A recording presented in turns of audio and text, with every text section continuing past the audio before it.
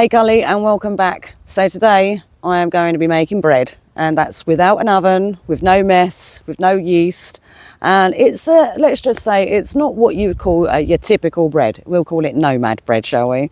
But it's easy, and it was just outdoors that actually gave me the inspiration, so thanks girl.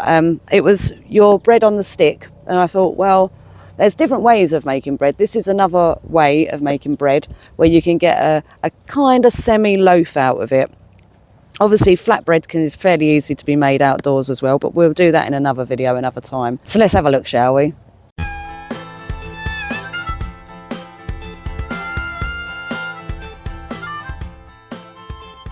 So, ingredients. Now, I know that a lot of people are going to on this one, but just bear with me. We have self-raising flour, salt, sugar, water, and although it looks suspicious, it's actually cooking oil. So I'm going to stick, I'm not great with measurements, so I'm just going to say about that much flour. A good sprinkle of sugar, a pinch of salt, a little blob of oil. This will help keep the bread moist so it doesn't crumble too much, because obviously we're using self-raising flour, which can act a bit like a cake mix if you're not too careful. Then add the water.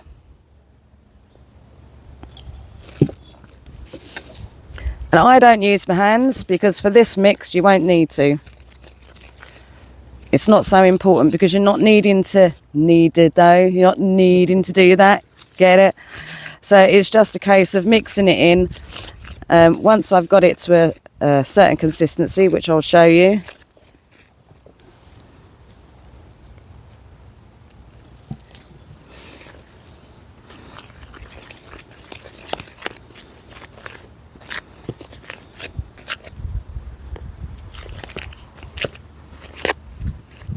It's a lovely area we're in at the moment. It's a place that we visit from time to time. We have a friend that does some security work here, so it's always nice to come up and sit by the lake and see our friends. So you can see it's starting to come together now, and I haven't got any more dry flour in there, so now I'm just going to give it a bit of a until it starts to become one clump. It does take a little bit of muscle power, in fact, because I've got a fork on the end of mine. I'm just gonna so there we are. You can see it's starting to do that now. As I'm rolling it around, it's all kind of staying together. So now I'm just going to lightly lid it, because once again it's not so much about oxygen for this, because it's not really going to rise, it just needs to rest in a warm place. Can't get any warmer than in here. A few moments later. Okay, so in here I've been keeping this warm now for probably about 20 to 30 minutes. If I can get it back out. As you can see, I've had the lid quite loose over, just because it gives it slight air to breathe and whatnot. Anyway, this is what I've ended up with. I've got me cooking oil here. This is just vegetable oil, and I'm just going to dip my finger in it to give that a little bit of a rub around.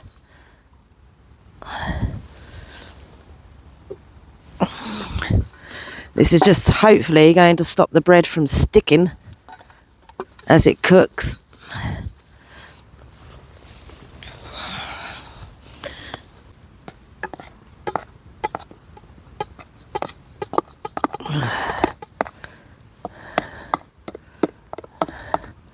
Get my bread mix in there. I'm not too bothered how it sits. I'm not in it for aesthetics. And drop that in there. Now, you'll see I've put water in the bottom. Now, you can use rocks to raise your little pot. I just use a grill because you can't always rely on having rocks everywhere you go. So pop that in there. It's free from the water, and the water is underneath it, see? If I do that, you can see the water. Our good old cooking fuel.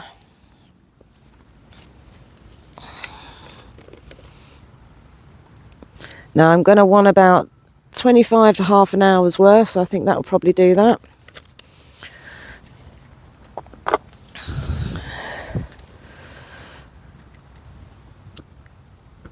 That's it.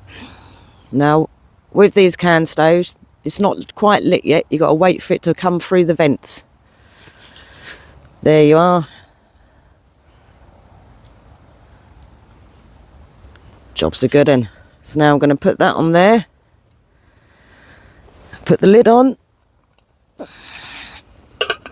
I'm going to wait 25 minutes.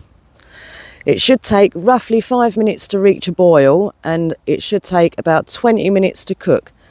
Now, the trick to this is once it's cooked, once your 25 minutes is up, should I say, you don't remove the lid. You need to wait for the whole thing to cool down. But we'll come back to that in 25 minutes' time. So it's been boiling, simmering, if you like, steaming for about 25 minutes. I've taken it off. I've allowed it to cool enough so I can keep my hand on the pot lid. Now, ta-da! God, look at that. Bread. Bread of sorts, yes. So, luckily we've got a little handle for this. So I'm going to take this out and get this out of here and sit it on there so that it's got a little bit of extra time to cool. The proof is in the pudding, hey? Or the bread.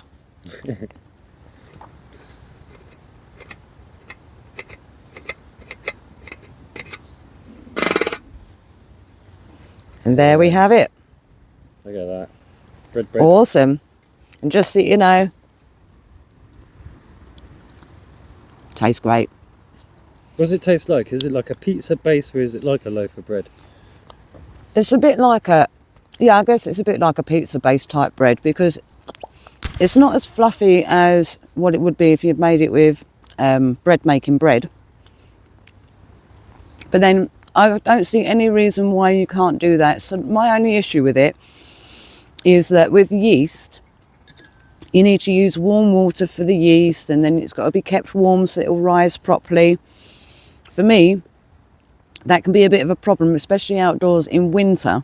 So I tried to find a way where I didn't have to use yeast, just by using self-raising flour. I mean, yeah, you do get a bit of a cakey consistency, but by using the oil with it, it's not quite as crumbly, and you can use it in slices.